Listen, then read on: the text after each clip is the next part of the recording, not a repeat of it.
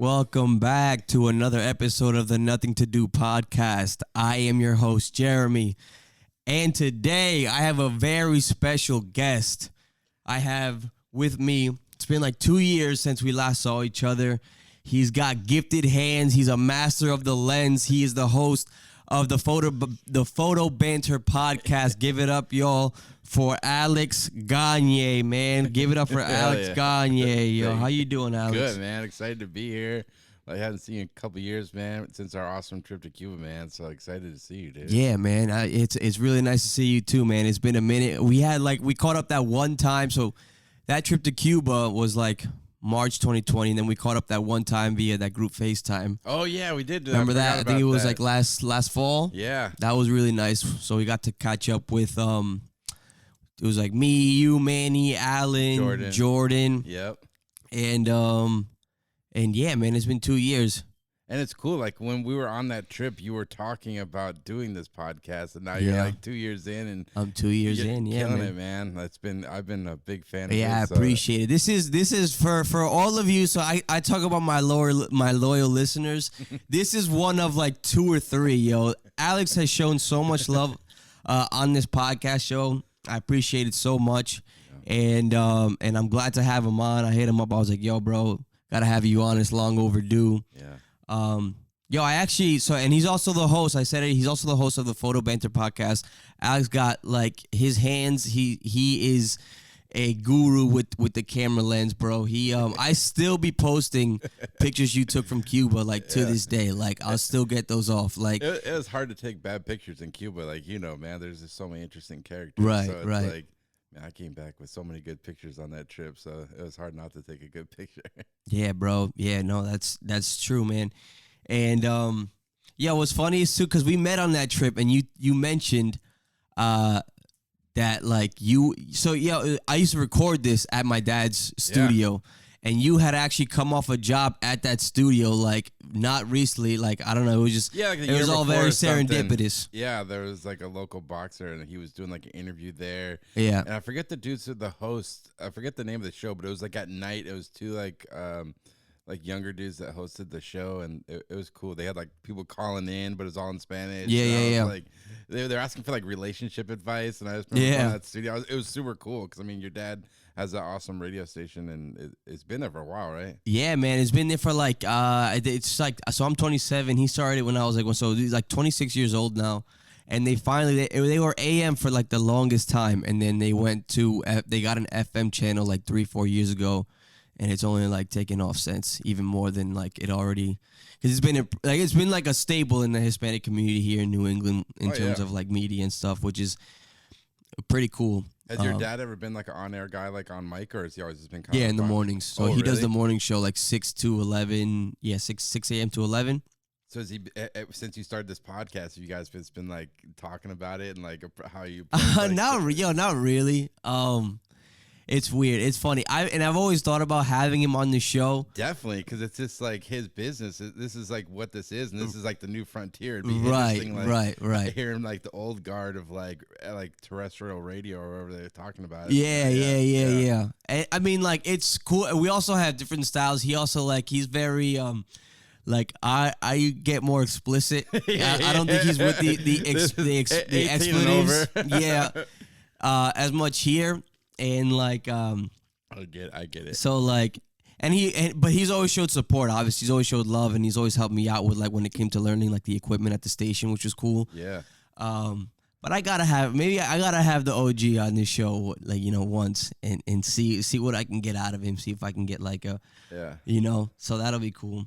But I was actually listening to the Photo Banter podcast. Like I've heard some like it's really good. Like I know you focus more on like obviously having conversations with like photographers and like having like but like you actually have like it was like, even if you don't like, if you're not in the industry, you're not in that field, bro. Like it was really, I think I listened to like your interview with Chris Buck and one with like Liz Namath, and they were both great. Like Chris it was Buck good conversations. Yeah, I mean it's like a real niche podcast. It's for like people that like are professional photographers or like want to be professional photographers, and it's kind of like just talking to all these people that have been in the business for a long time about like how they approach their craft and how they run their business, because like like any creative endeavor, like running a podcast or Right. being a painter or whatever. It's like it's a challenging road. So it's like, yeah, no, it's just interesting hearing all these different photographers' kind of stories and how they've kind of like found their path and what they do. Yeah. And you're doing a really good job with that. I didn't realize how long it ran. I was like, I saw it on thing, and it was like 200. When you start that? It's like 237 episodes or something. A little over 4 years I've been doing it now. Nice. Yeah, and I kind of slowed down a little bit lately. I only been doing a few episodes a month, but like I basically did at least one a week, sometimes 2 or 3 for like 4 years straight. Yeah, which was cool, man. It was fun. Like, I mean, I still enjoy doing it. I did one last week, but yeah, man, you just learn a lot, and it just gives you an excuse to talk to people, right? Right, because like having like busy lives, like even my photographer friends who I would love to pick their brain more than I do, but day-to-day life, you get busy with work, family, whatever.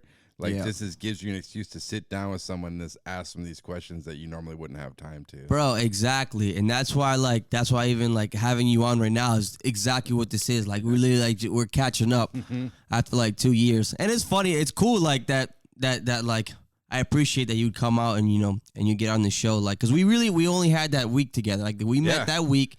But it's just like there's something about traveling. It's just like you connect, you build a bond. Even with like Alan, bro. Alan, and Manny took a trip to DR, like that October in the 2019, and like me, Alan, and like we're over here trying to plan the next like trio trip. Like maybe go to Lebanon. Shout out to Alan. He's out there getting his master's in Lebanon. Yeah, he's killing it, man. He's doing his thing. Alan's awesome, man. Yeah, that trip was awesome because the funny thing about that trip, I really didn't know any of you guys. Right. And I even knew like the only person I knew was Jordan, and I really didn't even know him that well. We had only hung out a couple times. Yeah. I knew he was a cool dude, like skateboarder, and like I just hopped on that trip, and I'm glad I did because it made like good friends. Yeah, man, great trip. I mean, I knew Jordan, like I wasn't as close to Jordan as Manny was because they skated together, but he did come. I knew him from high school, and like he would come to some parties and stuff. He was a cool dude, man. Yeah. That was the first time I actually got to connect with him too, which is dope. But you used to you don't really skate anymore though, right? Not much here and there. Like I still got a board and I'll push around like in summers and stuff, but yeah, not like I did. Like growing up, I skated. That was my life. Like in like middle school, high school, like I didn't care about anything else, man. I was just skateboarding, watching skateboard videos, looking at skate mags. That was everything. Yeah, man. Yeah. And that's how you got to know like Manny and the other homies and stuff like that too. No, like I said, I never had met Manny until the Cuba trip. Oh, right. I knew Jordan from skating. Like we had some mutual like skate friends, and I had skated with them here and there, like at like some skate parks or like in downtown Providence. But, I don't know. Skateboarding's interesting. Like if you're a skateboarder, like there's like this mutual respect. Like you can kind of go anywhere in the world, and it's just like show up the local spot. You can, It's just like its own language, it's its own like the form of like diplomacy. Yeah, it's like I don't know. It's pretty wild. It really is, dude. Yeah. Like people, you go somewhere. Like I've had it happen so many times, be it in the States or like I remember going to Barcelona, and you just link up and people tell you like where to go to eat, where to like do this, and what to look out for. Yeah, bro. Yeah. Just from having that mutual interest. Yeah, it's dope, man. It's really dope. And and then recently you came back from DR. Like, so how was that, bro? Like you were just out there shooting like baseball players, yo. Is that like what you shoot most, like a lot of sports stuff, or you kind of just like? I mean, I shoot a mix of stuff. I think in the last few years, I shot a lot of baseball. Like, I've been doing this project forever on Cape Cod. They have the Cape Cod Baseball League, which is it's the summer league for like the top collegiate players. So I've been shooting that for years, which is fun. It's kind of doing like documentary, kind of the dudes training and getting ready for games and portraits and all this stuff. And that's what I enjoy doing. This kind of more like documentary stuff. So I knew I had to go to the DR because, as you know, DR baseball is like.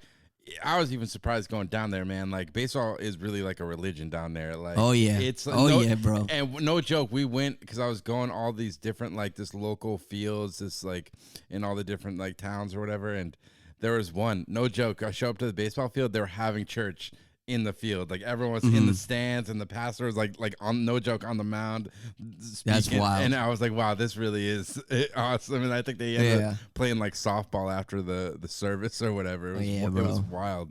But that was an amazing trip, man. I got to see Manny for like a day at the end of the trip. But But yeah, this getting to see like man, baseball is life down there. Yeah, man. And how long were you out there? Like a week or so? Yeah, 1 week, and like that's all I was doing. Like I was just shooting this, going to like every field I could find, this photographing this like the kids, and then like some of the older dudes who were like trying to make it to like getting signed or whatever, and it was awesome. We got to go. Me and Manny went to one of the pro games, which was cool. Las Águilas, that's like Las Águilas and the Tigres del Liceo, those are like the two, like that's like Red Sox Yankees out there. Oh yeah. It was awesome, dude, and the whole vibe was so awesome. Like we're sitting in the stands, and dude, they sell like full bottles of rum. Like, yo, man, he was selling me. That's fucking wild. Like, are you kidding? Dude, if that happened in the States, people would be like going to jail. Dude, like, oh my god, yeah. I would imagine like it would be like a fucking soccer match, like out in England, like watching like the derbies or the derbies. Yeah, like shit would get crazy. I thought it was so interesting because it's like they have all the like the girls that like sell the like drinks and stuff, and they come up and they just bust out a glass bottle, and then they actually pour the rum into. You literally get like table bottle service. Yeah, you get bottle service, and the even more interesting thing, it's like so chill. Like you don't even like pay once you get it. They're like, yeah, this pay at the end of the game. I was like, it's just such a different like way of life down there. It was so like chill, man. Bro, all they need left is just to have like a hookah, and a little hookah table for each section. I'm sure it's coming, man. Yo, yeah, no, it's weird because I mean, like DR has like a very like hookah is like so different, like in terms of like everybody's smoking like a hookah now, like in our generation, but like the older heads just hate that. But it's just funny. It's just like because that's also part of like the club culture. Yeah, and like it's just like I wouldn't be surprised if like they were just blowing down hookahs. I never liked hookah, man. I remember trying it in college. Like I just didn't understand the point. It's just like I loved hookah. I like it less now because it's like too trendy now. It's too. That's part of it, maybe. Like, but there has been times where I've just woken up and it's just like the hookah is just like it's on my body for like the next day. It's like part of the hangover. What's your flavor? Just mint, bro. I keep it classy. Right. It's just like it's also just like the oral fixation too, bro. You're literally just like you're constantly smoking. You're drinking. You're like look like a fucking you. Blowing like a dragon's amount of smoke out, bro, and you just look like, you know, just like a thing. And then you get the head buzz too, like if you were to smoke cigarettes and shit like that. So yeah, I get it. I just never got into it. Yeah, no, I feel you. It's probably a better thing too, bro. I just always had like nicotine has always been like my vice that I can't let go. Like it's the hardest thing to quit, man. I have so many friends, and I have like one of my friends. I mean, his parents all smoke, so it's like he started smoking, which I think is a common thread. But like. He's gone stretches where he's like quit for a year and just like one party he lights up another cig and then it's like off to the races again. Yeah. So like, man, I feel it's tough to quit, man. I definitely don't. I'm glad I never got into it, but it's a tough vice. I've always like I've never felt like I always like have to like when I smoke bud like I always put tobacco in it, so I always smoke spliffs. It's like a mix. I used to smoke cigarettes back in college, like OD, and then like I used to pack lips too. Oh, so like man. I used to do and like anything to get that head, like always. But I don't remember the last time I packed the lip. Like I kind of let that go after like I was probably like 23. I didn't realize in Massachusetts they stopped selling like the flavored ones. You can't. Oh really? Yeah. Because they didn't want like it was a couple years ago because they didn't want like kids. Oh getting, like, flavored shit. Yeah. I remember hearing something about that. So like and like even just like the like backwoods and like games like that too. Remember when like Jewel was popping off? Yeah. That's when it was a couple years ago because all like the high school kids and like even younger kids were doing like flavored Jewels. So I think they just did like everything like from tobacco to whatever flavored stuff. They just banned it. Yeah, bro. Yeah. Have So when you were in DR, like, did you hit up any beaches at all too, or was it just like I was just because I went down there just like for me because like as a photographer, I'm like always trying to create new work because that's kind of what helps me like. The more I shoot, it helps me find assignments from like commercial, like either magazines or like commercial clients. It's just like that's just kind of part of the job. Like if you're not doing assignment work, you got to be creating your own work.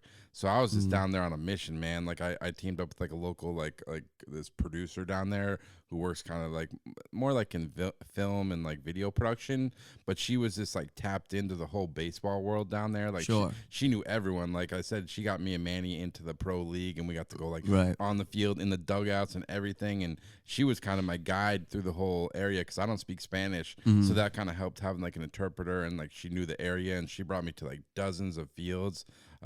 So like, I was just down there like on a mission. I mean, I think I walked to the beach like once. I was like staying at one place, but it wasn't like so much like a vacation like that. I was just like man on a mission trying to shoot as much baseball as I could. Yeah. But that's a whole like cult. Like it's funny because that's a whole like you were talking about like a religion and stuff, that subculture too out there in DR. Like it's funny because my uncle's really into that. Like he was big playing baseball growing up, and like so there's another team called the San Francisco Gigantes. I remember when I was younger, he took me to the game, and then he took me to like the locker room, and I got the ball signed by all the players. I want to say I was too young, but I do want to say that I met Nelson Cruz in that locker room. Like now that I think about it, I was like, yo, I think I might have met Nelson Cruz once, because he has a couple signed bats from him, like in his living room. He has like a little like memorabilia thing, my uncle.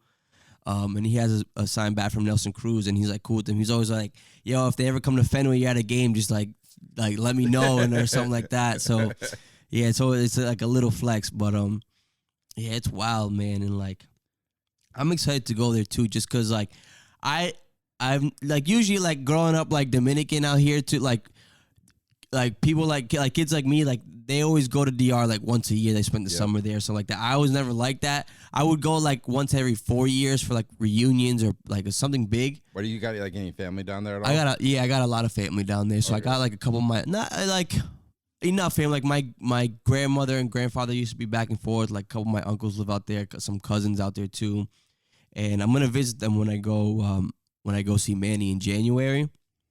But it was funny because I've always gone like just like with my parents, like we'll go spend time with family, and then we'll spend like 3 days in a resort, and then like, we'll come back to the States. And that 2019 trip was the first time like I got to like experience the country, like almost like as we did in Cuba, just like going around, like fucking around, getting to know like local shit. Yeah. So that was really cool, and that's something I'm really excited about going back. That's the way I like to travel, man. Yeah. Like even on that DR trip, there was a couple. I was kind of bouncing around the places I was staying, and there was a couple nights where I just the place that he had me stay was like out of like a resort, and I didn't really like. I was literally just sleeping there and eating, and then like was out shooting the rest of the time.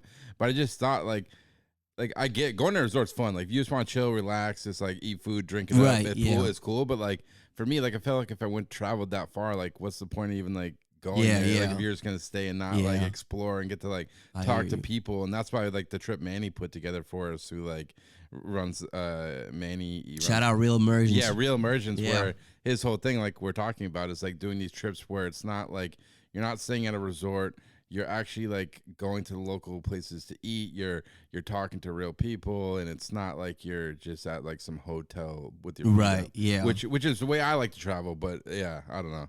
No, I hear you. So I mean, like, it's like that's like the classic like fucking first generation like vacation back to the homeland. Like literally just visit family for like a week and a half, spend the last 3 days in some resort in like Punta Cana or something. Hey man, I'm not hating on it. It's fun. Yeah, like there's definitely a time for it. It's a chill, man. Yeah, no, I hear you. But I prefer like the real immersion trips way more than that. Like so. Yeah, dude. That's cool. Remember that Cuba? I don't know, it's popped in my mind, that like art gallery club we went to. La Fábrica. Dude, that was like, yo, I can't wait to go back there, man. There was like, it was like a fun house, like for partying, dude. Yeah. There was like a gallery. They had like 10 different rooms with different music. There was like a DJ room, a live band. Then they had like a mellow room. Like that place was insane. That was like the best venue / club I've ever been to in my entire life. Dude, you won the first night there. You found a little chica over there. Oh yeah. I remember. It's funny. I got her number.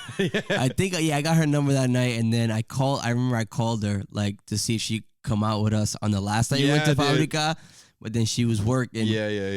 And then we ended up. Did you go with us the second night? I did. Yeah. You went both nights, right? Yeah. And then I ended up I think I got some Jamaican chick's number or something like that, like last minute. You're killing it. yeah, bro. That was a trip for the ages, man. Like. Yeah. And but yeah, that was like such a cool venue. Like they had like you said, it was like a fun house, bro. And like so they literally like La Fábrica de Arte is like this. I think it's like it was like on Time Magazine too, right? Like they had Time Magazine is like top 100 places to visit in the world or something like. So for those of you who don't know about La Fábrica de Arte, it's literally just like we said, like this big ass venue, and there's got to be at least like 5, 6, 7, 8, up to 10 different rooms, and it's just like a different vibe, like a different party. like with an overall vibe of the whole venue, but like different like parties like everywhere, and there's like bars everywhere. There's like crazy artwork like in galleries, like, and it's like different, I don't know, bars. Yeah, and there's people from all over the world because it's like a big tourist attraction. It's not like it's touristy in the sense that like it's like a thing that people want to see, but it's not like the going locals to, go there too. Right, exactly. It's not like going to Times Square like when you're in New York or something like that. Like it was like unbelievable, and like I would love to go back. Yeah. Unfortunately, I mean, from what I hear, I haven't been following too much. Cuba's not doing too good right now when it comes to like a lot of shit. So like, I don't even think you can like travel there right now. Which is terrible. I mean, it was already having a hard enough time as it was. Like when we were there 2 years ago. I can't even imagine. I mean, I've kept in contact with some of those guys. Yeah. I know like a couple of them have moved out. Like Reynaldo, shout out Reynaldo. He moved to Russia. Yep. And Orly's moving to Sweden, I think, because he just got married. Oh yeah, he just got married. So I haven't talked to Orly. And I actually have Orly. Shout out to OG 23 YG skateboard. Yeah, you got the T right now. Yeah, the middle finger one. Yeah. I'm over here showing the shirt like I'm on video. Video's coming in 2022. Video's coming in 2022. Yeah. But yeah, I mean, those guys. I know Orly, like he's been grinding for a while to do that, and he got married, so he's gonna go to Sweden. So the best of luck to all of them. I remember Reynaldo hit me up in the summer if I could, hit a couple of us up actually to help him out to get him to Russia. Yeah, dude, I helped him out, and it seems like he's having a good time over there. Yeah, he's killing it. Yeah, man. 'Cause, I don't know about you, but like going to Cuba, dude, like. I mean, you take a lot of shit for granted up here. Like, I don't know if you remember, we walked into like a pharmacy when we were out there. Mm-hmm. There's nothing on the shelf, dude. Like, there's not even anything there. Right. Like, whereas you go to CVS, think about, like, there's just, like, thousands of products. It's just, like, everything you could want is there. But down there, it's, like, I mean, we were staying at, like, the place we were staying at was nice. I remember a couple of days we just didn't even have water. And that's just normal for them. They're just like, that's what it is. Like, hopefully it comes back. Yep. It's pretty wild. And it's funny because even that spot we stayed at in Vedado in Havana, I think that's one of, like, I guess for intents and purposes, like the more affluent or like wealthier like neighborhoods in Cuba. So for even them to like for that to be like the lifestyle every day, it's like, I mean, you learn like, and it's funny too, like because it's like they at the time like you get there's still like life still goes on, and it's funny how they still like they're not. It's not like what you think you may hear like in terms of the news. So that's why I feel like. That's why even I think those trips like that, like a real immersion trip is like so important because it's just like you hear so much shit about what's going on in different countries, but it's like you don't really know until you tap in into like a local community like that, and like stuff still goes on. People still like find joy in their lives, which is like kind of a beautiful thing. And but yeah, I mean I hear things are worse, since we've been there, and like hopefully things clear up and. Hopefully we can go back there and have another trip and see like that friend group we made out there. Remember that night at the we went out clubbing, and like everybody we took like all the homies out to like that club, which is kind of like the bougier club that no one really gets into. Yeah, dude, remember like bottle service. We got mad bottles. Yeah, and that was cool because like that was Lester and like it was Lester and Botón, and I think Reynaldo came out with them. Dude, that was great. Yeah, that was dope. That was a fun night, and like I remember we were all out there. It was just like it was all mad love. Everybody was like, "Yo, like we should do this again. I'm gonna stay out here." Like it was just everybody was like, me and Jordan are like, "We're gonna learn Spanish when we get home." Yeah. Still working on mucho respeto. Yeah, remember Jordan? That shit was fun. That shit was super funny. Yeah. But that was a great night, and so yeah, man. Shout out to Cuba, and hopefully things get better. But shout out to the guys down there and the people down there and all that. For real, man. I gotta do more of that. I don't know about you. Just get busy in your day-to-day life. That's like grinding out here, but like. Any chance you get to do those cool trips, man, that's like that's the shit I look forward to more than anything. Always, man. Yeah. Yeah, and you were shooting like crazy out there, bro. And like I was even saying like now, bro, I'm still posting on my Instagram just like if I'm getting like a little flex off, a little thirst trap off, like I'll still post pictures from that trip 2 years ago on my feed. Yeah. I mean, and speaking of which, I kind of like going back, like you're pretty, especially like from some of the episodes I heard in Photo Banter, bro, you're really out here in the streets with the lens and the camera and like in your career. Like, how did you like kind of find your way into like photography on that level, and like how did you get to like, you know, where you got now? Like, yeah, I mean, for me, like I've always had an interest in like photography. I remember like even as a little kid, like seeing my parents had like an old like 35mm film camera. Yeah. And even a young kid and just like taking it out of the whatever where they were storing it, and like just like playing around with it, not even shooting pictures, just like clicking the button, hearing the shutter sound. It's kind of pretending like I'm always shooting, and then eventually at some point like picked up the camera and like got some film in it. Like I think really when I got into it the most was like from skateboarding. Really, like I was skateboarding. I wasn't the best skateboarder, but I was all right. But like my friends were a lot better, so I started bringing my camera around to the skate park, or we used to go to Boston like on the weekends, like every weekend to go skate through the city, and like that's how I really kind of learned photography. And I was shooting. This is like pre-digital, still shooting film. This kind of my little 35mm, would shoot a couple rolls every weekend, bring it to CVS. Get it processed in that trial and error. And it's so funny thinking now, like back then there was no YouTube and none of this type of shit where like, dude, with you can fucking learn anything, dude. Like I don't know about That's facts. Dude, I've saved so much money. Shout out to YouTube, man. I fixed so much shit on my car, like random camera shit. Yeah. And like just learned so much stuff. But back then it was like trial and error, like trying to figure it out, like had to like get like buy photo books and figure out what I was doing wrong. Right. Took like some photo classes at like the local high school or whatever, and I always just loved it. And you know, I thought I wanted just to shoot skateboarding, which I did for a long time. Went out to California and was shooting like some of my friends who were pro skateboarders for a little bit. But kind of got burnt out on the skateboarding stuff at a certain point. It just kind of started to all kind of feel the same. So I ended up going to college for photography out in Rochester, New York. And that's where it really kind of opened up for me, because at that point, the only thing I knew about photography was like skate magazines, like Thrasher, and that was it. But getting an opportunity to go to school for photography, I just learned so much about the craft, like the history, like learning about like Ansel Adams and like all these famous photographers, and really getting to like have access to like better equipment and like these like amazing professors who I learned so much from. And that's when I kind of started to get more into like portraiture and like documentary work, which I kind of do now, which is kind of, that's where it kind of all opened up for me, getting to go to school for it. That's dope, man. Yeah. That's sick.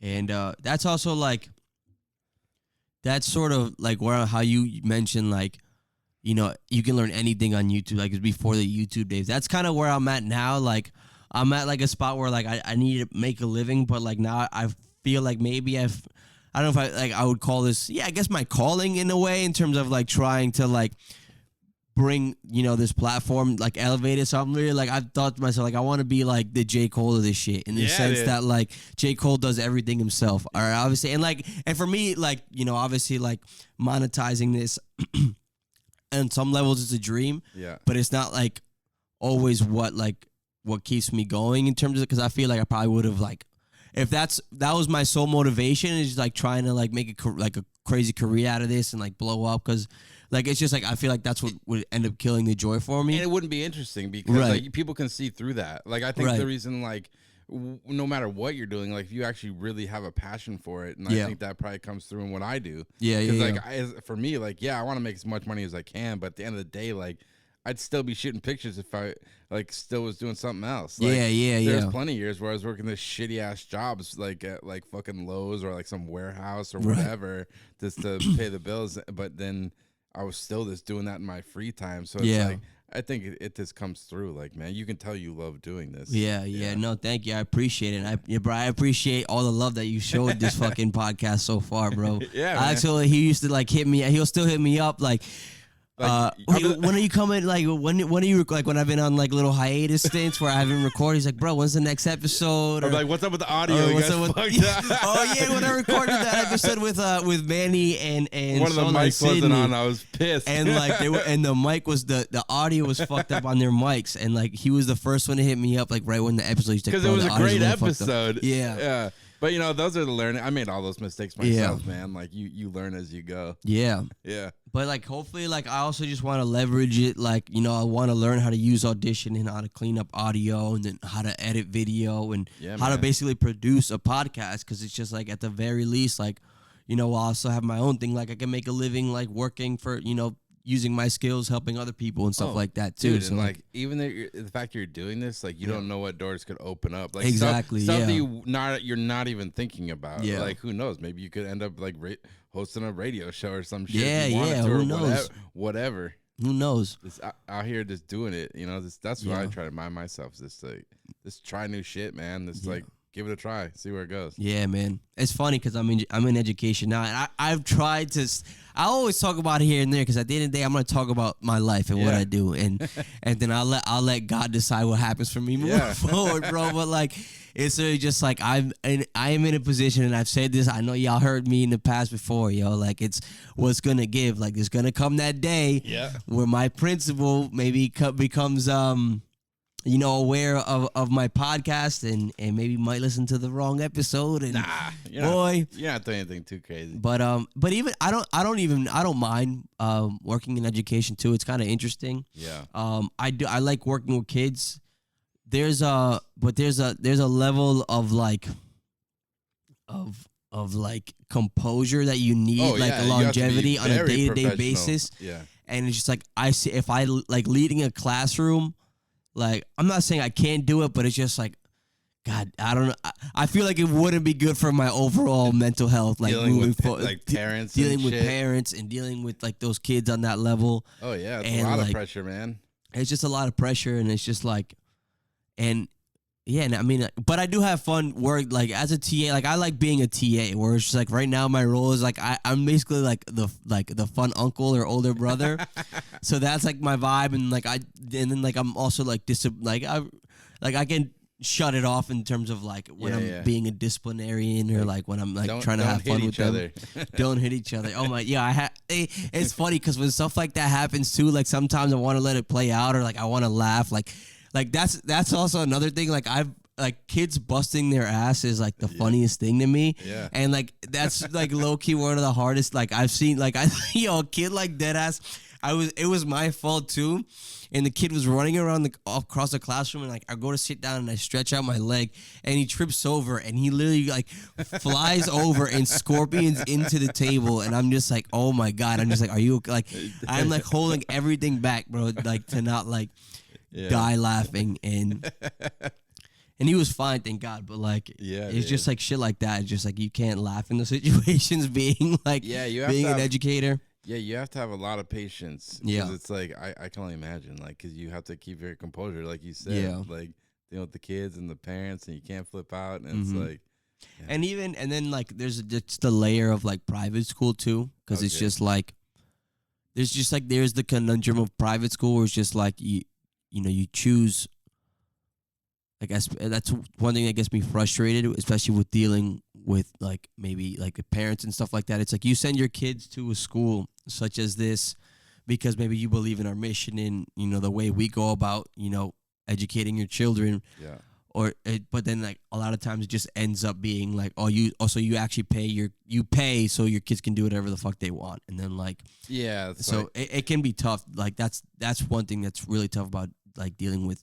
Yeah, it's like anything like at a restaurant. I want to speak to the manager. Right. Like There's a lot of that, bro. I'm sure. And without going into any further detail, we don't have to do that. Like literally, there's like a lot of escalations where it's just like parents, instead of reaching out to us, they'll reach out to maybe the head of. I get it. So it's just like, oh my God. Yeah. But it'll fall. The cards will fall where they may. I do like what I do right now, and I'm making pretty good money, and it's good, man. It's fun. And you got the big We're in the big living room, man. Big ass living room, man. I was blessed with the spot. It was actually a friend from work whose friend owns this house, and she needed someone to come in ASAP. And bro, what I'm paying for this, like, is it's really I lucked out like crazy, bro. Hell yeah, man. But it's funny. So. You shoot a lot of baseball and stuff like that, bro. But you're also a big like baseball guy. Me and you were going back and forth in the Red Sox playoffs, bro. It was a great year, man. It was a great year for us. Yeah, it was a great year. I mean, they got rid. I was surprised they got rid of Renfroe. I mean, bro. What do you think of where's your head at with our free agency right now? I don't know. I'm kind of upset. I don't know Renfroe. The thing about him, he was great. Like. his playoffs weren't that great, but he was playing great up until like end of August there. And then once he got into September, his back kind of got cold. But I don't know. It'll be interesting. I mean, JBJ, man, you can't hate on him. We'll see what he does, but I don't know. Yeah, I mean, he's a solid defender, and people even said, like, some of the talking heads, like, obviously on like ESPN, like, I guess apparently like Renfroe wasn't as good defensively despite his like crazy arm. Yeah, because he would always try to make the long toss when sometimes he'd be better off just throwing it off to the cutoff guy where he wanted to like save the day, which I don't know, sometimes you can't. Yeah, I remember there was a couple runs that could have been saved. I don't know if it was the Tampa Bay series or the Houston series. Yeah.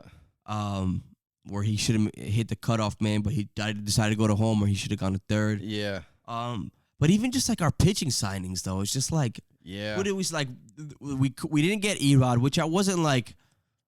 I wasn't like crazy. Like it didn't break my heart that we lost. Yeah, he was like he was solid. He was like 50-50. He was a very 50-50 guy. When he was strong, but it's just like I feel like he never got past where we thought we needed him to be, or like where he needed to be for us. And then like we weren't gonna give him the money Detroit gave him anyways. Yeah.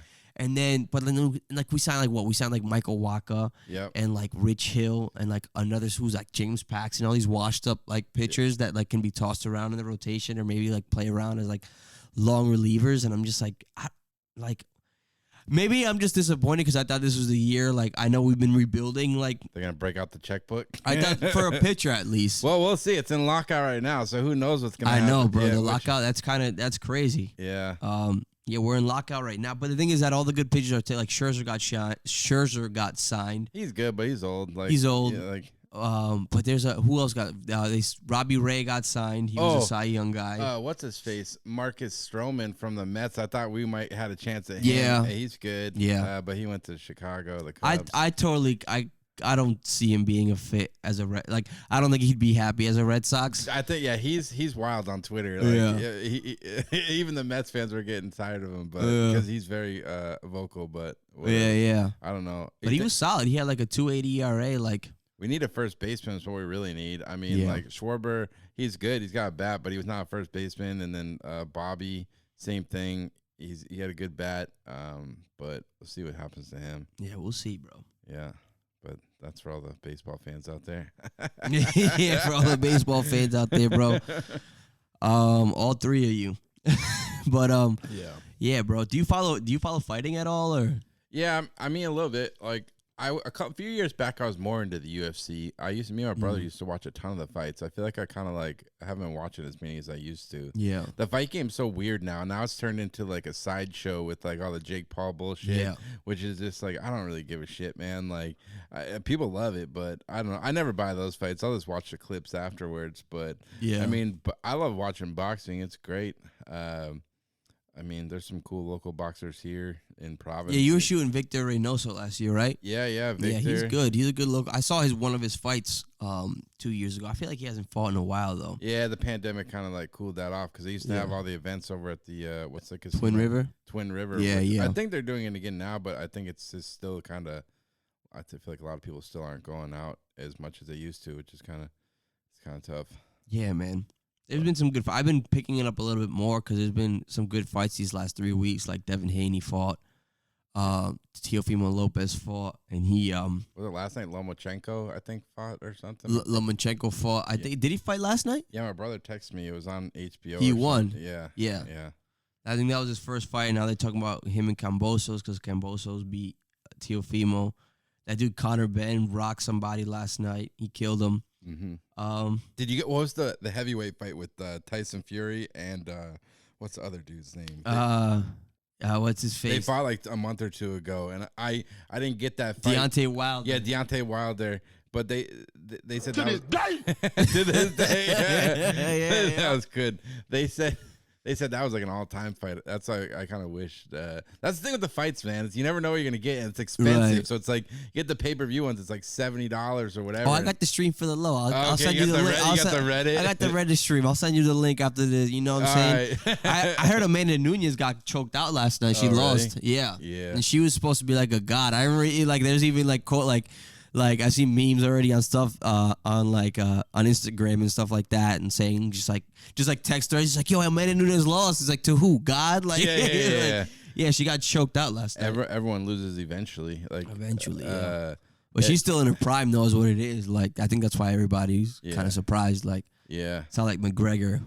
Yeah, he's like, done, dude. Like, I don't care. I haven't cared about McGregor fights in like over 2 years. Like, it's like he's just such. I mean, he just seems like a real shithead, to be honest. Like, I mean, sure. Like, he can sell a fight though. Yeah, and he was pretty. He can. But I mean, he's old news. Like, I don't know.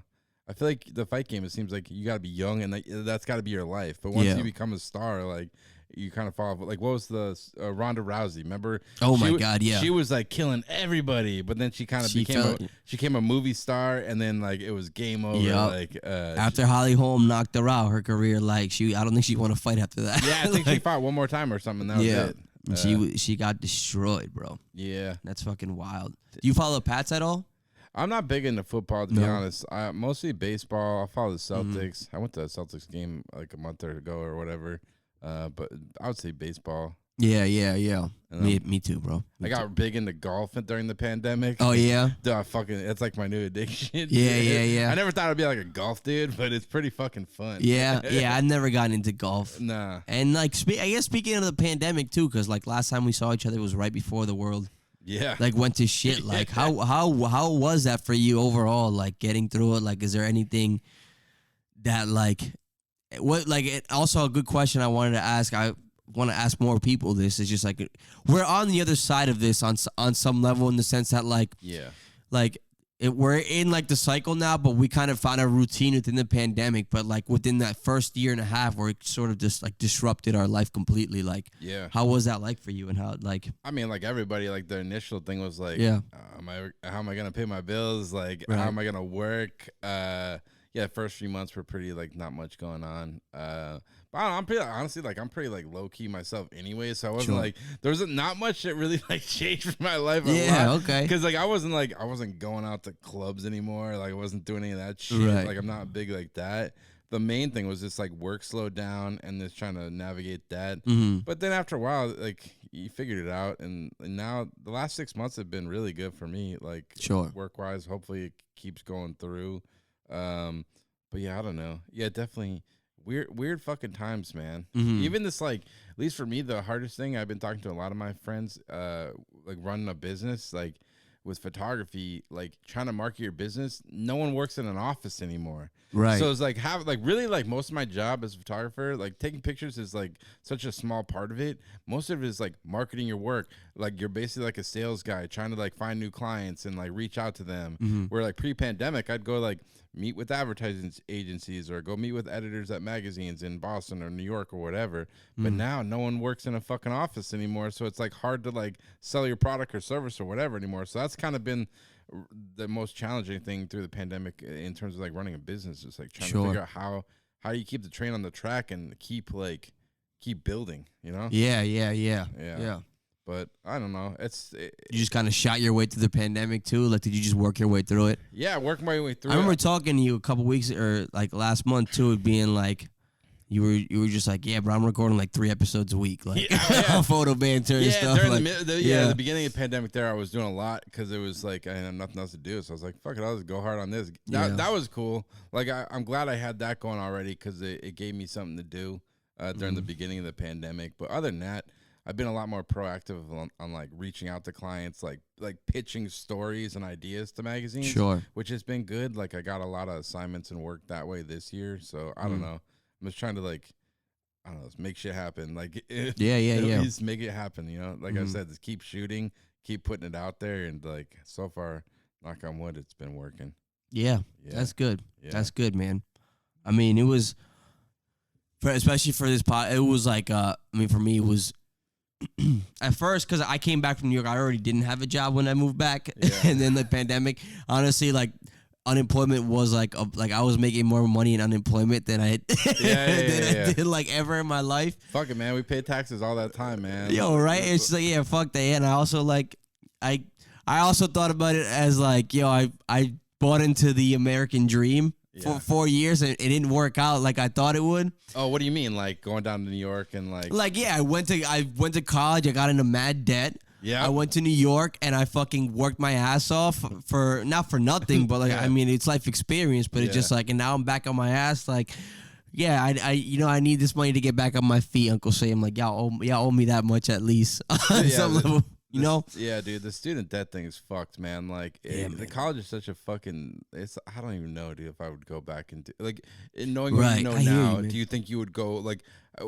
How would you go if you went back in time? Would you do the same thing? Would you not go to college, or like would you go to school for something different? Or I would definitely go to school for something different. 100%. Yeah, dude, because so many of the degrees are this like.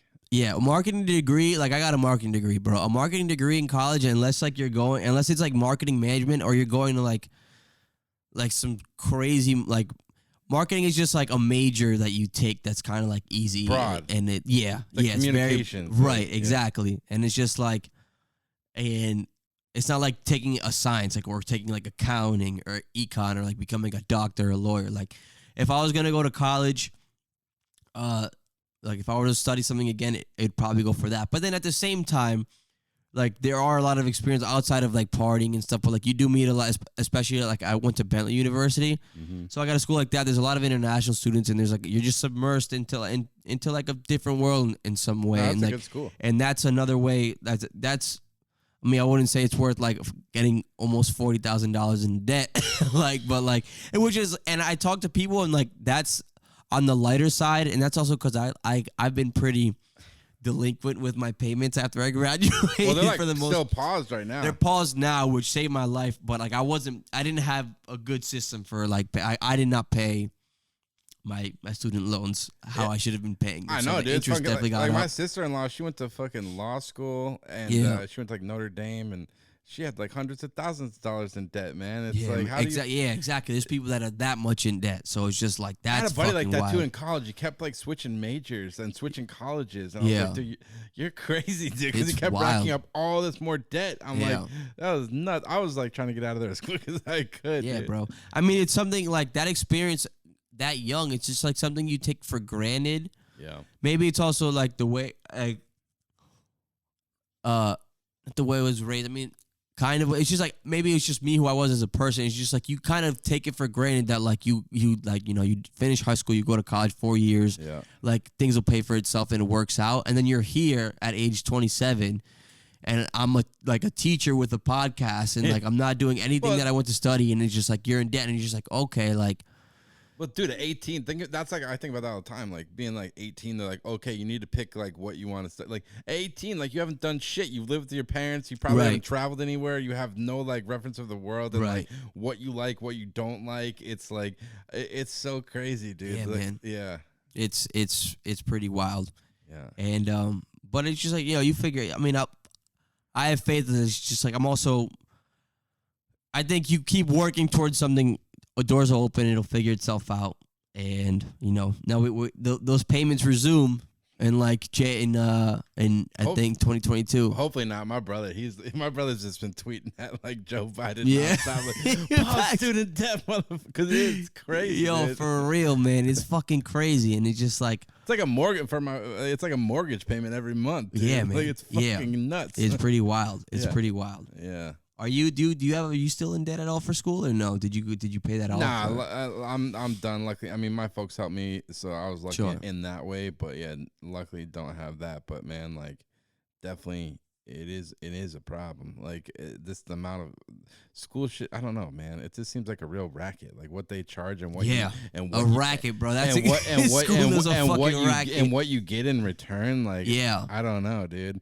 And then it's like your entry level position. It's like, okay, you got a fucking graduate degree, and it's like entry level position, $45K or whatever. Right. It's like nobody can. That's the other thing. Like the salary is like, unless you went to school to be a doctor or a lawyer, like it's like, how do you fucking live, dude? Like where we live in the Northeast, man, it's expensive as fuck to live out here. Man. It's not like living in the middle of the country where you can like rent an apartment for like fucking $500. Like my friend who lives in Kansas, he told me what he pays in rent. I'm like, holy shit. Yeah. Obviously, it's all relative, but like, I don't know, dude. It's everything's expensive. Yeah, man. Yeah, no, that's exactly what it is, bro. Yeah, bro, it's a fucking racket. It's cool. Higher education is a racket unless you're like literally gonna go to be a doctor or something like that. It's like the only thing you can't declare bankruptcy on is student debt. Really? Yeah, you can't get rid of it. Like even if you declare. I mean, I probably knew that, but like that's fucking wild to think about. Like, I never thought about it that way. Like, yeah, no, you're stuck with that shit. Damn.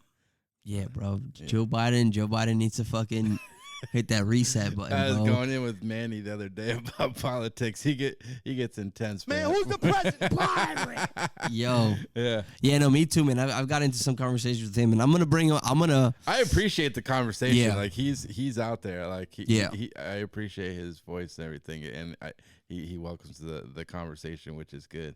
Yeah, and he's good at driving, and that's something I appreciate about my friendship with him too. Is like he's pushed me to like kind of challenge my thoughts on some of the stuff more and like think about it and like not necessarily change my mind, because I feel like he's always been good at like articulating a lot of the stuff that I've felt on that level. So I was just like, God damn it, like that's what it is, like, you know what I'm saying? Yeah. But yeah, man, even like I respect his vegan lifestyle. Like I don't think I could do it myself. But like to be that like. Yeah, he's dedicated to that shit. And he's getting good. He was on live yesterday. I stay full. Yeah, I did. I popped in real quick. I said what's up. He was making like some vegan chicken nuggets. Yeah, dude. It was pretty lit, man. It was pretty lit. And then he was catching up. I'm gonna bring this to DR. We're gonna record an episode out there. Oh man, you're gonna travel with this thing down there? Oh yeah. Hell yeah.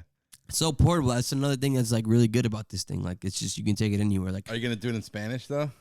No. That's too much. He's well, maybe I shouldn't say this because it's his first job. So whatever. I'll have him talk about it. But he's also starting a little endeavor. He told me. Yeah, he told me. Which should be cool. We were talking about it yesterday, and so hopefully like I'd love to help him out any way I can in that. Do you feel like, because I know you speak Spanish, like I don't know how much you use it when you're up here, like in Providence, but like does it get like rusty? Like if you don't? Yeah, 100%. Yeah. I use it enough because my family speaks it. Yep. But like when I go to DR, it's funny. Like I'll go to DR and like the first couple, it'll take like I'll get into the swing of my Spanish if I stay there long enough. Like even when we were in Cuba, like by the second half of that trip, my Spanish was pretty good. But it's funny because in Cuba they have like a different accent a little bit, and like even like different slang and stuff like that. So like sometimes that's hard to pick up on. Like they'll say shit, I'll be like, yo, what the fuck did you just say? Right yeah, like this is fucking wild. Yeah. But yeah, man, and so yeah, man, it's good. It's been good to have you on, bro. Yeah, dude. I'm glad we connected, dude. Yeah, man. Always a pleasure. Been a big fan of the show, dude. You're even from the first episode, man. You were this like natural at it. Like it's not an easy thing to do. Like, I appreciate. Like that. I've done it a while, but like, and even still, sometimes I feel like I don't do that well at it. But you're like, you're good at it. I appreciate it, man. I think I said this on the show before. I think there's a certain juju in that studio for me that brings it out of me, because I feel like it's been harder. Maybe it's also because I've been stagnant with the episodes as of late. I mean, I'm picking it back up. I've been for the last month. I've come out with an episode every week. And going from having a co-host to doing it yourself, and then doing you've been doing a couple episodes just by yourself, just dolo, dude, straight dolo. Dude, hats off to you. I don't know. I haven't tried that. I'm like nervous to try that. Yeah. I don't know. Like that's a real skill in itself. Being able to like this riff on your own and like make it interesting and like compelling. Like Bill Burr's the best at it. Bill Burr is the god at that. And he's definitely my inspiration. That's like when I do stuff alone, that's like my version of like the Monday morning podcast. When you're doing it by yourself, do you have like notes like of like? Oh yeah. I definitely have notes. I honestly I prep more by myself. I've prepped more so far on episodes by myself than I have with Michael in the past or when I've had guests. Yeah. Because it's so much easier if you have another person, you're just riffing off the other person, whereas it's you have to like make it. Right. So I'm definitely trying to get better at that. And even now, like I even feel like I prepped for this episode because I had to show you the fucking the utmost respect, bro. Yeah, because I got the finest hands in the East with the lens. In the East, yeah. Keep that thing on you. That's what Alex keeps that fucking thing on him, bro. Even with everything, bro. He came through with mic stands. We're on mic stands right now, by the way. Mic stands. So when I post this picture on Instagram, it's gonna look like we leveled up. Yeah, that's right. Which means I'm gonna have to buy mic stands now. Like literally gonna go on Amazon tomorrow and buy these mic stands. Bad, dude. Yeah. But yeah, it's also like I don't know what it is about being in the studio that I kind of get into hosting more, where it feels more comfortable. Yeah. That is cool. You have that space. That's fucking badass. Yeah. No, I really appreciate having that just to get me started. But it's really fun learning all this stuff on my own, and I can't wait to start film. I actually tried to film I filmed one episode on my iPhone. Dude, that's the iPhone. I've used it before because there's not like you can film as long as you want. Right, exactly. Whereas the problem with a lot of like DSLRs, they have like a time limit. Like, oh, really? Yeah, you only can film for like 20 or 25 minutes, and then it like switches off.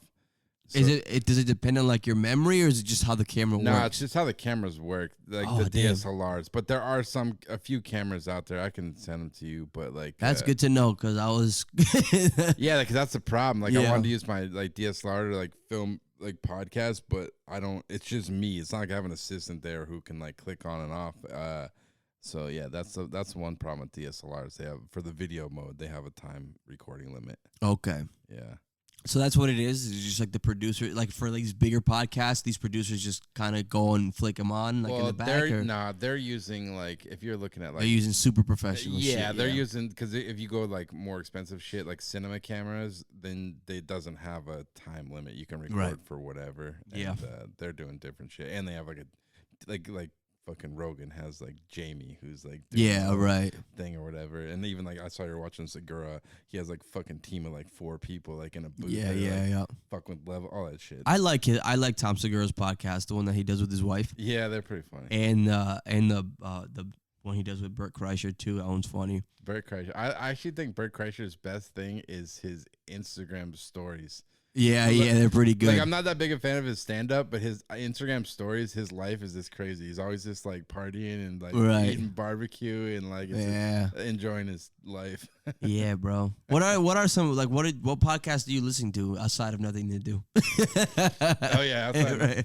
I don't even know, dude. To be honest, I don't even know. I sometimes I listen to this random ass like hip hop podcast, No Jumper. Oh yeah, I know No Jumper. Not all of them. Like sometimes he has some interesting people on there. He's like, and that one, and then like I think what the New York Times Daily one is interesting sometimes. Yeah, and then I don't know. I've listened to Bert's podcast, Bertcast. Bertcast. I never heard of Bertcast. I never heard Bertcast. I really like Bert on the podcast he does. I've seen his special. I wasn't like thrilled by it. Yeah, and then his Instagram is great. Yeah, but yeah, those are a few. Honestly. Probably from this doing my own podcast, I feel like I don't listen to that many anymore. I feel like I probably used to listen to more. Yeah. There's so many out there now. How do you feel about like? It's funny sometimes when I feel like because we're in right now. Yeah. And like most of the stuff that I had prepped is you kind of touched on already. Yeah. But it's always when I feel like that happened and I feel like we might start wrapping up is when like. I've done that with Michael a lot. I don't know if you caught that, bro. Where I'd be like, okay, we'll be like close to wrapping up, and we ended up getting like another 45 minutes out of it, bro. Right. But I guess no. What I wanted to ask you was like, how do you feel about like now that you're in that like, well, you've been in this space already, and maybe it's different for you than me because maybe your podcast, like you said, like it's more auxiliary. It's not like necessarily like part of your career, but it's more like of a fun, like it's a labor of love that you do. As opposed, I mean, obviously, same with photography, but you get, that's also your career. How do you feel about like listening to other podcasts and like getting in that world, or even just like seeing other people's work? Is it more inspiring for you? Because we do live in an age now where it's just like everybody can be, everybody can be a podcast host, everybody can be a YouTube star. Yeah, and it's just like, does it get to you sometimes in terms of like just like Like you're like, damn, am I just like? Because sometimes I feel like that, where I'm just like, sometimes I feel like I'm just like another rapper with like a fucking mixtape. Yeah, in but a way. you just have to like block it out, like just do it because you like it. Like for me, like I always for the podcast for me, the reason I started it is because like being like an independent photographer, like freelance, it's just me like running my business. And, and it can be like a very solitary job where like it's not like I'm in an office and around the coworkers all the time.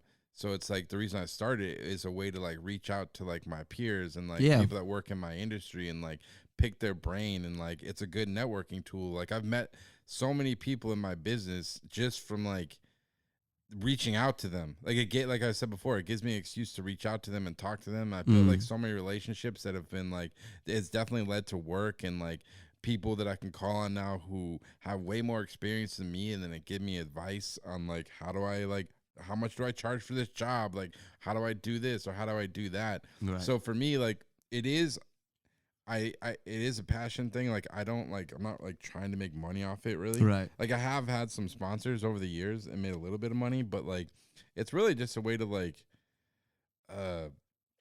kind of network and like just pick people's brains, man. Because no matter what, like especially running a business, there's just a lot of times where you just feel lost. Yeah. Like, how the fuck do I do this? Am I doing it right? So that's been the main thing for me, and that's why I continue to do it. And even like I kind of slowed down the last couple of months, but now I'm kind of getting like excited to do more interviews. Like I did one in New York the other day that was cool. Nice. And I don't know, man. I feel like that's the main thing, just being able to talk to people and like pick their brains. But I don't worry about like views and all that shit. Like it's, if like we were saying before, like if you love it, and I think it will come across and people will tell, instead of like just like some shit like people just make, you can tell they're just like doing it to do it, and like that shit's just boring. You know? Yeah, I hear you. I guess with me, especially with like, because of the nature of this podcast too, is because like with Photo Banter, obviously like you're talking about like their lives too on some level, but you're talking to other photographers, other peers of yours, it's right? Like a mix of like business, creative, like how they approach their craft, how they run their business, and how they deal with like the ups and downs of like, sometimes times are good, sometimes times are bad. Like, did you ever doubt yourself? Like, were you gonna quit this career path? Because everyone has that shit, man. Like, no matter what you're in. Like, no, that's facts. Yeah, I guess, and it's for me, it's more the fact that like, since the topics we talk about on this podcast is like very topical. It's like what's going on. A lot of it's pop culture, sports, or whatever it is. When I'm not talking about my own life or whatever, it's like I'll go on Instagram and like I'll listen to other podcasts. I'm just like, damn, like I just literally feel like I don't even. Sometimes it feels like I don't even know if it's my opinion or if I'm like stealing other people's opinion. It's like on a way, or like somebody's take on something, and it's like, and it's funny, it's not something that got to me when I first started this. It's something that I've more developed recently, but I also think, like you said, it just comes with just like the nature of like starting something of your own, maybe. I don't know, I just kind of wanted to get your no, I definitely like, I don't have that so much with the podcast. Like, I definitely more with my photography. I think like that's what I figured. Social media like is like I mean, I talked about this on my podcast with photographers all the time. Like, social media is like the best tool and the worst tool all at once. It's the best tool because it gives you can reach out to basically anybody. You can like connect with people, share your work, whatever you're making. But then on the flip side, it's like you can easily just go on there, look at it, and this like go down this rabbit hole of like, oh man, this dude's like, he's doing it better than me, or he's already done it, and you can just like count yourself short. And it's like now I don't do that so much anymore. Like, I feel like I've gotten a good balance of like, you know, just not using social media that way, just kind of like following the people, just following people that like I follow my friends and like mutual photographers who I really like, and like who put out like a positive message and shit like that, where it's not like negative shit. And but yeah, no, it's easy to go down those traps of being like comparing yourself to what other people are doing and like shit like that. But at the end of the day, it's like, I don't know, I'm just gonna keep doing what I like to do. Put it out. I'm gonna keep doing me. And if people like it, that's cool. If not, that's cool too. I think that's part of like whatever, you're creating a podcast, or some people create taking pictures, or someone's like a painter. Some people are gonna like your shit, some people aren't. Yeah, people are gonna comment. Like I've gotten like funny ass comments on like some of my posts. Like yeah. Like dude, some dudes sent me an email one time. Like he's like, yeah man, like I don't like the way you like talk or something. Like some you got a whole email. Yeah, dude, I get emails all the time. Like sometimes, like some dude, like it was talking about like a certain way I said certain words. I'm like, dude, I don't know what to tell you, man. Like this is how I talk. Like, right? Like, yeah. Which is like, at first I was like, it pissed me off. Then I was like, whatever, dude. But that's cool though. I mean, people are listening, and then like you're getting some sort of reaction out of them, which is cool. But that's like mad silly. Yeah. But that just comes with the territory. If you're gonna put yourself out there like that, you just have to be prepared for like people. Everyone's got an opinion, and with social media, like it's easier than ever just to voice your opinion. Yeah, that's very true, man. Good and bad, but whatever. I don't know.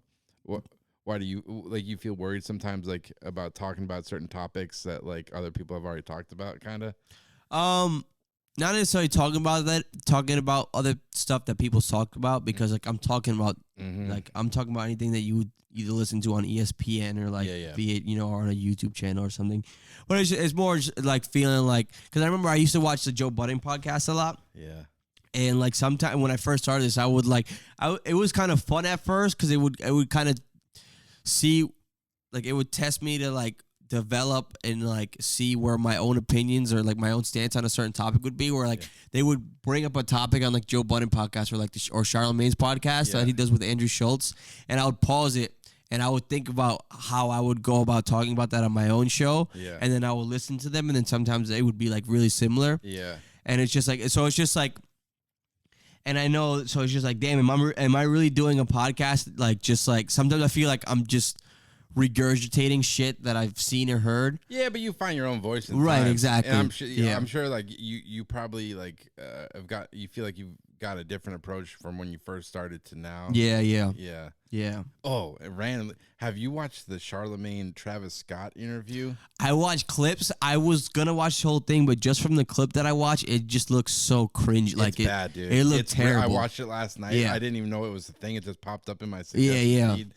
I don't know why he did that interview. Like it was. Yeah, I heard it was like the worst. There was like at no point there was no. Yeah, it was. You could tell like his PR people told him like, do not say you're sorry.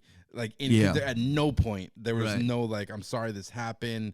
Sorry, none of that. Dude, all he said, just kept saying over and over again, was like, I want to find how to fix this so it doesn't happen again, and we can. Yeah. Which I don't know. I don't think that's what people want to hear when their like 9-year-old kid died. Like, right. Yeah. It was bad, and it's a tricky situation, because it's just like on some like on a PR level, terrible. It was only a month ago. Like exactly. The timing is terrible, but then it's like he's right in the sense that like that culture in concerts is nothing new. No. Does he have blame to take for like harboring that culture? Maybe a little bit.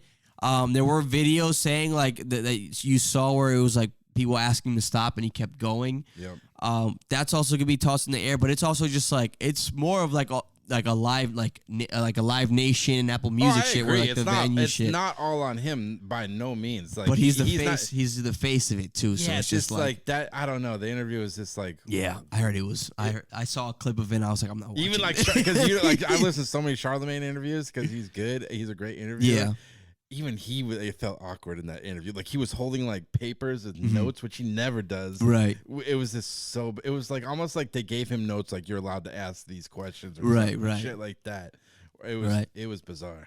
That is bizarre. It's funny that someone like Charlamagne, who's kind of made a living and made his name of just like being who he is and just saying not wild shit, but like he asked the uncomfortable questions. Like ask the uncomfortable questions, and now he's stepping into a space where it's just like, now maybe he might have to dial some stuff back and censor himself a little bit more in a way, because he has that show on like Comedy Central now. Oh yeah. And he's doing like that, and then he did that interview with like that Travis Scott shit, where it's just like, I don't know, it's interesting. He's also like, I get a lot of inspiration from Charlamagne just because like I like the Brilliant Idiots that one more than the Breakfast Club at this point. Yeah, I think it's because it's just him being like him. Yeah. It's really, I like that a lot. Yeah. But yeah, man, it's fucking wild, bro. And you've been cutting Drake and Kanye made up again and all that stuff. You've seen all the memes with like Pusha T and stuff. Do you follow that at all? Not that much. I did see that though. I don't know. Kanye. I saw Kanye in Worcester when his first, like right before his first album came out. Like I was College probably Dropout? like 18. Yeah, he played at the Palladium. It was Kanye with John Legend. But John Legend was not a known person at this point. He was like part of the show, and like DJ A-Track, who's like a famous DJ. His DJ. I remember seeing him at the Palladium, which is like a small venue. Yeah. He was like giving out like shots of Hypnotic before the thing. That's fucking lit. Yeah, then that's when he was still rocking all the polo shit. Yeah, like, It was wild, man. That's sick. Yeah, well, I'm glad I got to see that show, because I mean, like, those first few albums were good, but then I don't know. I can't think of anything I liked of his in a long time. Yeah, I'm still a huge Kanye fan. I love I mean, I wasn't like, I thought Donda was one of my favorite Kanye albums. If not my favorite, is the Life of Pablo. Yeah, actually, now that I think of it, I did like that one. That was good. The Life of Pablo. Yeah. So yeah, that's my favorite. I thought Donda was like sort of like a lower tier version of that album. And then the last one, but I still enjoyed it. All religious stuff, right? It was, and the one before that, yeah, because he had like the album called Jesus is King. Yeah, he got really. That one was like I couldn't listen to. Yeah, that was too much. I think maybe one song in that. Yeah. On that album. Yeah.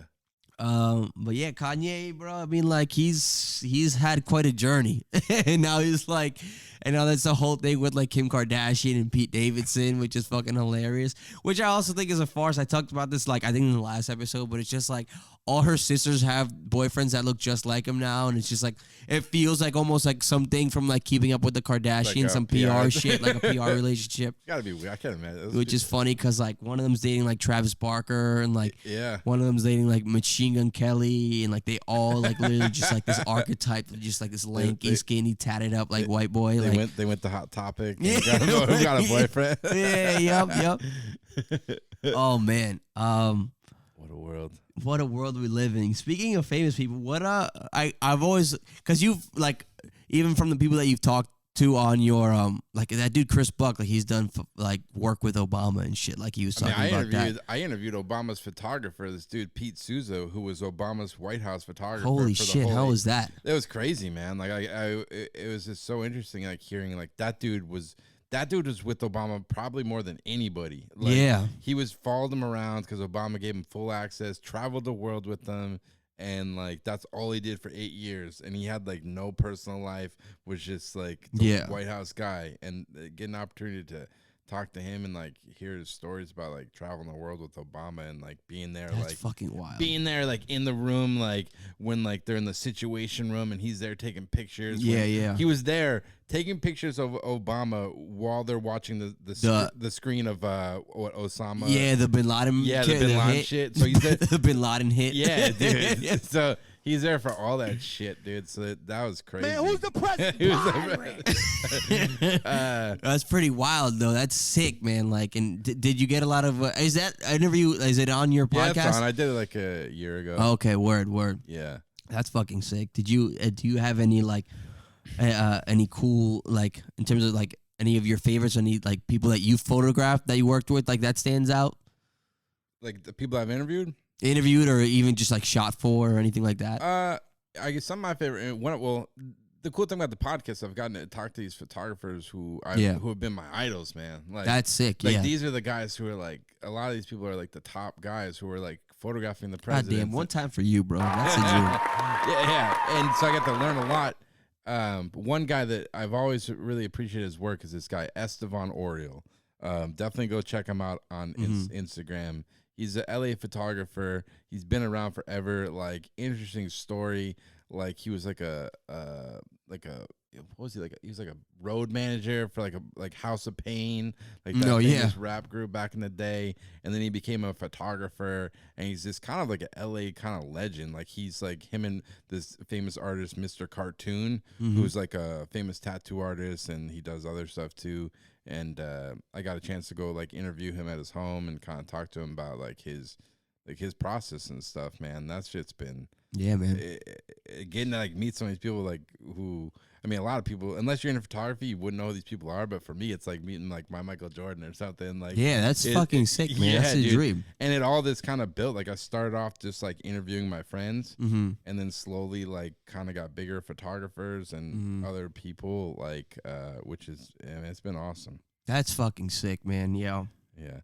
Getting those in, like, that's a dream. It's like having a conversation with like, and it's not like they're these like.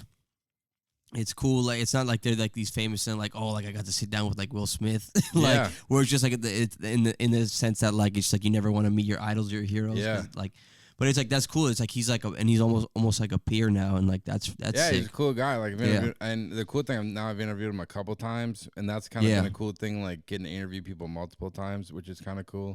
I don't know. What do you feel like now that you're kind of just doing this solo now without the co-host? Do you think you want to do more interview style stuff, or like where do you see it going? Yeah, I definitely I want to do both. I want to get comfortable like putting at least a half hour of an episode by myself. Yeah. And then I also want to get more people on the show with me.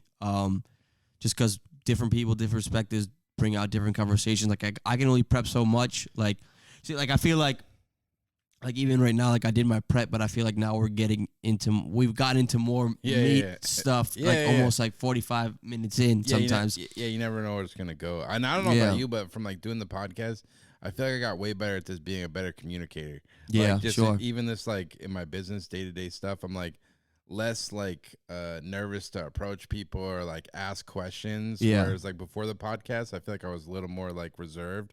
But now it's just like from talking all the time. Like it's like a skill. Yeah, man. Yeah.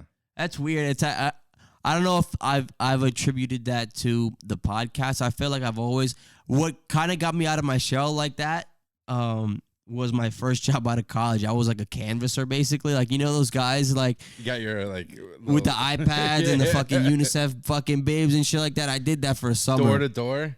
It wasn't even door. It wasn't door to door. It was literally just like standing out in like downtown Boston, or like just like or like Cambridge or some shit like that. What were you guys? We just approached people, and you had to stop them, and you had to convince them to give me your credit card and pay $30 a month for this fucking bullshit. Fucking. What were you selling? I worked. So the company was called like Dialogue Direct, and they basically were just like an outsourced sales team for, like the Nature Conservancy, the Child Fund, like these big name like nonprofits. Oh, so it's like charities, so like nonprofit shit. But they're like big nonprofits where it's like some of them are like, I know the Child Fund had some shady stuff behind them stuff. All like 90% of the shit goes to like executive, right. That's what. How often? Okay, this is interesting. Because you see those suits in Boston, you're like, "No, I'm good, fam." Like, how many people would you get to sign up, like, in a given day usually? In a given day, like, one or, like, anything over one is, like, really good. Wow. Yeah. So you'd be out there. And I'd be out there at 8:30, or, no, 9. We'd meet at the office and, like, have our little morning meeting at, like, 8:30. We'd get out on the fucking streets, and we'd be there till, like, 6. So you just get used to, like, this rejection. Just rejection. Like I've gotten girls' numbers off it too. Like I've done stuff like that. I remember I got one girl's number and like nothing ever came of it. But I was just like, damn, like this is really out here. Like, but it was but yeah, like you literally be out there and you'd be stopping. You just be stopping people, and you just have to get creative ways to stop people. You'd be like, sometimes you act like they drop something. Like one thing I'd be like, yo, you and then stop. You're like, all right, well now I got you. Gave you a reason to talk to them. yeah. Dude. It's like little shit, just be like compliment them, stuff like that. Like, so that's what really got me like comfortable talking and approaching people, and that's what got me to like sales in New York. Because I was like, yo, because I was pretty good at it. I get like one a week. Yeah. Or not one a week, one a day. And I was like, yo, if I'm doing this like on the street, like if I can stop people on the street, go work like, at a real company, and go work at a real and make bank. And I did kind of recruitment was hard as shit. I did good for like the first 3 months, and then that went to like after that, like I hit a rough patch, and then I got let go. Like what were you recruiting for? What kind?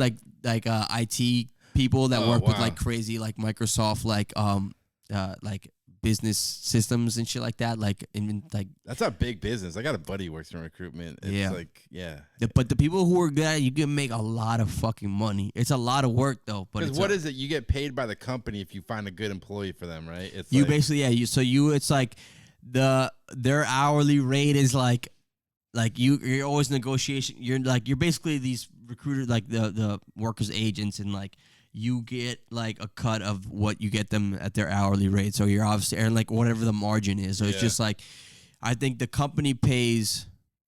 Yeah, you try and get the company to pay you a certain amount, and then you pay them a certain amount, and it's just like. It's a lot of sleazy stuff. It's funny in the office too, like just the office culture. It's just like it's very much Wolf of Wall Street ish. Yeah, like I've had it's like real estate. I have my real estate license. Yeah, I used to work like part time at my friend's real estate office, is doing like rentals. Yeah, it's cutthroat because it's all commission based, and everyone's like, and that's how it is because everyone's just out for themselves, which makes sense. The salary was like $35K, but it's just like that's nothing for for New York. Fucking no, you couldn't. You couldn't dog shit, bro. It's literally dog shit. Yeah, bro. dude, I saw a good meme that's been going around on Instagram. It's like, welcome to. Oh no, it says wakes up in New York. That'll be $35. 35. Yeah. No joke. I said that to Manny actually the other day. Yep. I drove across the bridge. Came back from New York yesterday. I drove across a bridge. I don't know what bridge it was because I just followed Google Maps and was just telling me where to go. Mm-hmm. There's a bridge leaving Manhattan. It costs $16 to go over, dude. Yeah, $16 to go over a fucking bridge. And they'll send you that shit in the mail like a month later. I got the Easy Pass or whatever, but I was like, what? It's fucking wild, bro. It's everything costs money there. Like even just to go to New Jersey for like something, you're like cross the bridge or some shit. Like it's fucking nuts. Yeah. But yeah, going back to what you said, this like having that skill to like approach people and not be nervous, dude. That's like such a skill. Like most people, like they say, like their number one fear is like public speaking. Yeah. And like if you can do that, dude, like it's it's such a good skill. Like it's funny because I feel like that skill has regressed a little bit since I've been working at the school I've been working at. Yeah, because you're not forced to do it. Because I'm not forced to do it, but it's also a thing. Like it's a personal like complex that I have, I think. Yeah. Because I used to go to that school. Yeah. And a lot of the faculty and staff are still like working there from when I used to go to school there. Wow. So like I get into my head and I get really in my head about certain social situations there. So like I just there's days where like I just don't. Last year was terrible because on top of like just the pandemic, it was also just a rough time for me to be starting working at a school, especially in that in that setting on top of COVID. And I've kind of eased out a little bit more, but it's just like, I get very in my head about like interacting with these, my used to be teachers that are like peers now, which is fucking interesting. So you feel like this weird, like talking to them, this like normal, like, or like, it's just like, I don't necessarily feel comfortable all the time, like showing my personality all the way on some level. I can see that. But it's to the point where I can be like antisocial sometimes, or just like kind of like suck at talking to certain people. You know what I'm saying? The only person, there's only one guy out. Well, no, there's actually, because there's some new teachers there, some young, like more my age, so like I'm cool with them. But like there's one teacher there who taught when I was in 4th grade there, in 3rd grade. Damn. And I literally just, every time we see each other, we just talk Red Sox, like for half an hour, which is cool. Yeah. And then I had his daughter in my class last year too, so. That's dope. Yeah. Yeah, I used to like assist when I got out of college. I worked as a photo assistant for other photographers, just like traveling with them and like just working on shoots, like moving gear or whatever. Mm-hmm. And all the guys that were like the most successful, they just were like, they just could fucking schmooze all day, dude. Like they just had that, like they hop on the phone with the client and there's like this talk that, like I don't even think that's something like you can learn. Like some people are just like naturally like good at it. Yeah, like, I'm not the best at it. I try to get better at it, but like. I was always just envious of that. Like, they can just walk in the room and they're just like a fucking presence and they make a lot of money. Yeah, and there's there's a level of sleaziness that you kind of gotta be. That you kind of gotta accept the part. Because there was a point like even like I would always like, because when I went to my next job, so I got let go of my recruitment job and then I found a job in sales for like a tech company, like a tech startup, and it was like so much easier than recruitment. Yeah. And so I was always on the phones, and like there was no phone culture at that job. Like there was a big phone culture in recruitment. They like, you got to pump out like 100 calls a day. Oh yeah. But like everybody got their opportunities and got their commission shit. Like in the entry level job, like just through like emails, it was like a lot easier. Yeah. And I kind of came in there and shook shit up a little bit because I was like the only one on the phones, and I try to get everybody on the phones and shit like that. Yeah. And like I was sleazy on some level in terms of just like the way I talk to people. Always be closing. Like, oh yeah, always ABC, always be closing. But then I ended up going to. I knew I didn't want to do sales because sales can just get exhausting. I ended up doing, moving to like the project management or the BI team for project management there. Yeah. And then I left. Now you're gonna be a podcast superstar. And now I'm gonna be the next Joe Rogan. When's that Spotify or Joe Budden? When's that? Yeah. Well, what do you think about Joe Budden now? Because he lost his 2 co-hosts. Roy and man. Mal. I see the problem. I never could listen to Joe Budden. Mm-hmm. I feel like it took him forever to get to his points. Yeah, like he just kind of rambles something. And I was like, "Are you gonna get to he never did get to him?" I know that was so annoying. I'm like, "When are you gonna get to the point?" Right. I enjoyed this. I was always on and off with this podcast and podcasts in general. Like back in the day, I would have times or like periods of time where I would listen to a bunch and then I just wouldn't touch any. Yeah. I used to listen to his a lot. It's funny. I mean, like it's especially the way everything played out. It's like tough to to not be on the other two side. Yeah. If you kind of immerse yourself in all that gossip and tea that when it was going, I was really into it, bro. I was following along. All the drama, because that was a huge podcast. Yeah, and that's just like he has a history of doing that with like other hosts and stuff like that. Unfortunately, he likes to burn bridges. yeah. He burns a lot of bridges apparently. But I think ultimately I think he's still putting up numbers. It's not nowhere near what it was. He's huge. I think he'll bounce back in terms of like the public view. Maybe there's nothing to bounce back from. Maybe it's just like that perception is different from him. But maybe there's not that much difference in terms of like. But also, I don't give a fuck about any of his co-hosts now. Like he just always have a bunch of different broke up. Yeah, exactly. I haven't watched it either, and I haven't even watched Rory and Mal stuff. Although I see what they're doing, and it's really cool. Yeah. They have they do like certain skits in the beginning and like they just I think it's it's good, probably the best for both of them, for both parties, I guess. So yeah. But I was definitely into all that drama. Like that was fucking amazing. It was good. It was good. Yeah, man. But yeah, man, let's be the next Joe Rogan or Joe Budden. We'll see.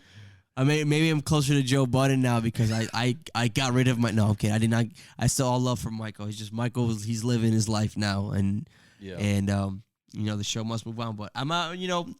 It'll be fun. The next time I get Michael on the show, like we'll have. It'll probably be even that more fun. Yeah, it'll be more fun. Exactly. Yeah. It'll probably be better just having him on as like a guest now. Yeah, have him come on quarterly, every 3 months or something. Yeah, he can check in on us. He'll always have a spot on the show. He doesn't even. He gets priority because he helped me get this thing off the ground. Fuck yeah, man.